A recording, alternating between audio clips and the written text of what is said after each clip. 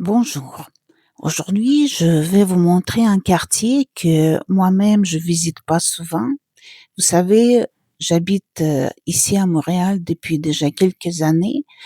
Je suis pas née ici, ce n'est pas ma ville d'origine, mais il y a des endroits ou des bâtisses qui me font crever du cœur par leur perte historique. Au moins une chance qu'ils sont toujours là et maintenant c'est le patrimoine. Donc je vais vous raconter un petit peu de ces bâtisses. Ici, c'est une église anglicane, l'église anglicane qui s'appelle Saint-Georges, et ça aussi c'est la patrimoine canadienne. Une chance était nommée patrimoine en 1990. C'est une église où je suis jamais entrée parce qu'il faut vraiment aller selon les heures précises. Je pense que je vais noter ça dans mon agenda et un jour je vais y revenir. Et moi, je vais vous parler de cette bâtisse. C'est la fameuse gare Windsor.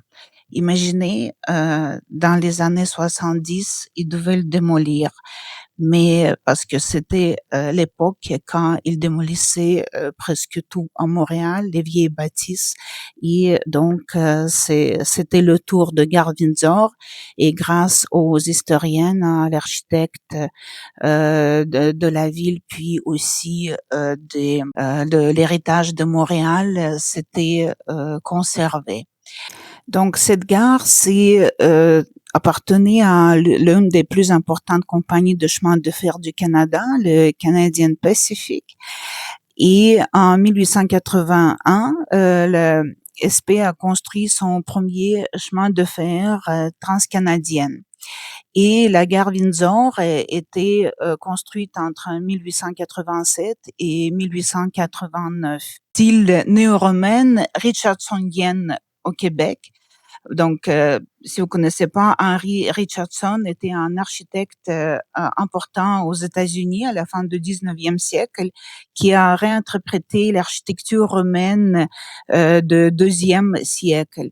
Et ses œuvres, en fait, ont inspiré son compatriote Bruce Price, qui était le concepteur, l'architecte aussi du château Frontenac à Québec, et c'est lui qui a fait cette bâtisse, cette gare absolument incroyable.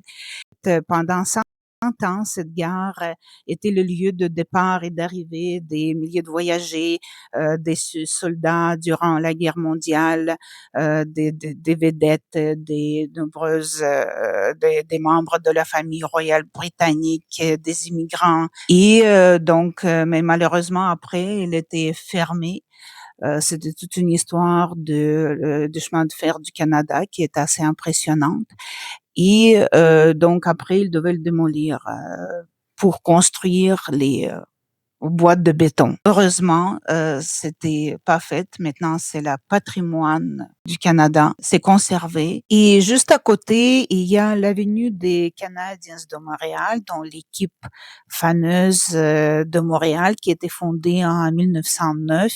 Et d'ailleurs, on dit que c'est le plus vieille équipe de hockey toujours en activité au monde.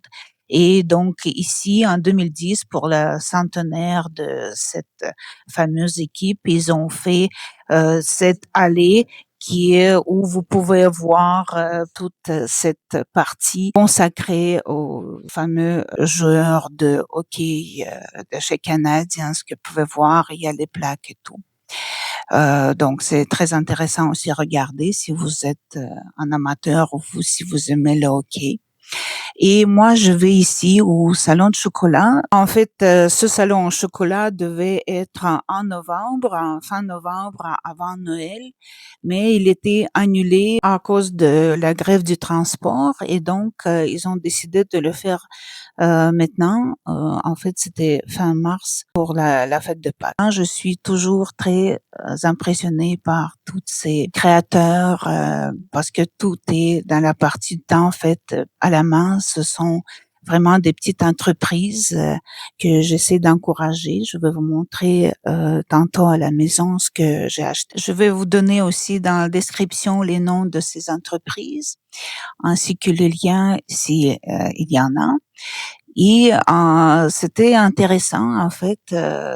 Puis il y avait beaucoup de monde à la fin, donc j'ai pas pu filmer grand chose pour pas déranger les gens.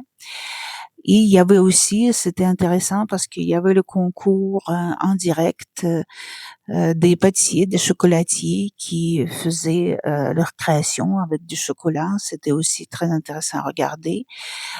Puis il y avait des écrans quand on pouvait voir ça en détail, qu'est-ce qu'ils faisaient. Et c'était aussi très intéressant parce qu'avant je voyais pas ça. C'est très bien fait. J'ai apprécié aussi de les voir faire vraiment minutieusement toutes ces créations au chocolat pour comprendre vraiment tout ce travail minutieux que ces gens-là font, passionnés. Et j'admire toujours les gens passionnés. Donc voilà, je vais vous tout raconter, écrire ça dans la description. Si vous avez de la chance, visiter ce salon l'année prochaine, ça vaut toujours la peine pour regarder, pour découvrir. C'est sûr qu'il y en a beaucoup de ces pâtisseries, ces chocolats qu'on peut retrouver dans les boutiques à Montréal, mais il y en a beaucoup que vous trouverez pas dans les boutiques et que vous devez commander par Internet ou parfois même acheter au salon parce que, comme j'ai dit, ce sont vraiment des petites entreprises. Puis je les félicite pour ce travail, pour continuer, puis pour pas lâcher parce que c'est pas évident de créer tout ça, mais c'était très très bon. Puis on a goûté ça à la maison, c'était vraiment très bon.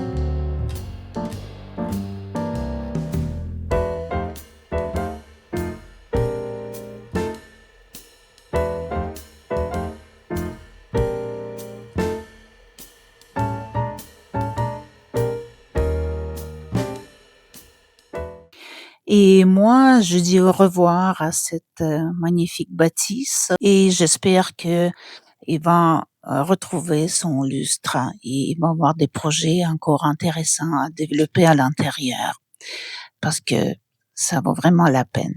Et moi, je vais ici chez Ketlemans Bagel. C'est assez intéressant de son histoire. Il y a presque 30 ans, Craig Buckley a ouvert sa toute première petite boutique à Ottawa pour réaliser son rêve de manger son dessert préféré d'enfance, euh, les bagels, parce que c'est juste les Montréalais qui avaient de la chance avec nos fameux bagels Saint-Viateur et de Fairmont. D'ailleurs, il y a toujours une bataille, lequel est meilleur. Chacun a son choix. Et ici, c'est vraiment une boutique de sandwich au bagel et sont toujours faites à la main, ces bagels, à la montréalaise. Donc après, ils sont bouillis au miel pour leur donner une petite touche sucrée et pour préserver la fraîcheur aussi. Et après, ils ont cuit au four au bois. Puis vous pouvez déguster. Puis vous pouvez venir ici aussi pour faire, choisir vos sandwichs, d'ajouter tout ce que vous voulez. Et c'était assez impressionnant. Toujours, c'est assez impressionnant ces bagels. Et puis vraiment, nous, les Montréalais, on a de la chance d'avoir les meilleurs bagels au monde, je suis convaincue. Et j'ai acheté quelques-unes pour ma maison parce qu'on aime ça. Et je vais vous montrer, il y a plusieurs saveurs comme d'habitude. Les classiques, c'est bien sûr au sésame, aux graines de sésame, comparant par exemple aux bagels de New York qui sont avec les graines de pavot. Ici, c'est graines de sésame. Puis j'achète toujours plusieurs, mais c'est surtout les graines des bagels aux graines de sésame qui sont les préférées. Et ici, j'ai donc au sésame, j'ai au pavot, j'ai aux herbes aussi. Et j'ai aussi l'un de mes préférés que j'aime, c'est pumpernickel, aux farines noires. Je l'aime beaucoup, surtout avec du saumon, c'est délicieux. Essayez. Et aussi, ils ont sorti, c'est la première fois que je l'ai vu, c'était pour le Saint-Patrick. Ils ont sorti comme ça vert. Il y avait aussi la Philadelphia verte que vous pouvez acheter dans une boutique. Donc, c'était très impressionnant aussi. Je trouvais ça amusant. Et maintenant, je vais vous montrer mes petits achats que j'ai fait au salon de chocolat. Premier, c'est le chocolat de Cotard.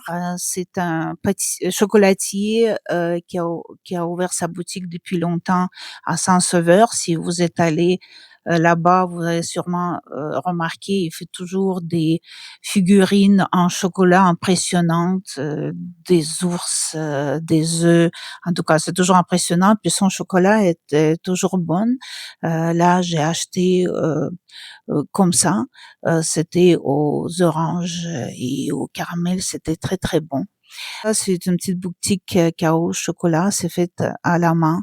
Ça aussi, c'était très bon. J'ai acheté une boîte avec plusieurs différentes sortes. Ça aussi, c'était très très bon. Et troisième, c'était une petite boutique. Je trouvais ça mignon, ces petits lapins pour Pâques que j'ai acheté de différentes sortes de chocolat. Comme je vous ai dit, il y en a plusieurs maintenant, pas justement au lait noir et blanc, mais aussi aux fraises, framboises, de toutes sortes de couleurs. Je trouvais ça très très mignon.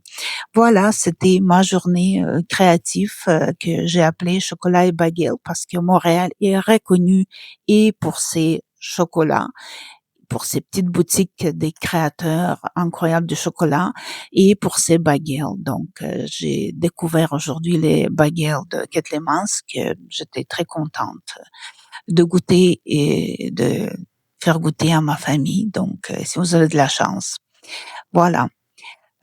Essayez tout ça. Dans tous les cas, Montréal, il regorge des pâtisseries, boulangeries, boutiques, restaurants.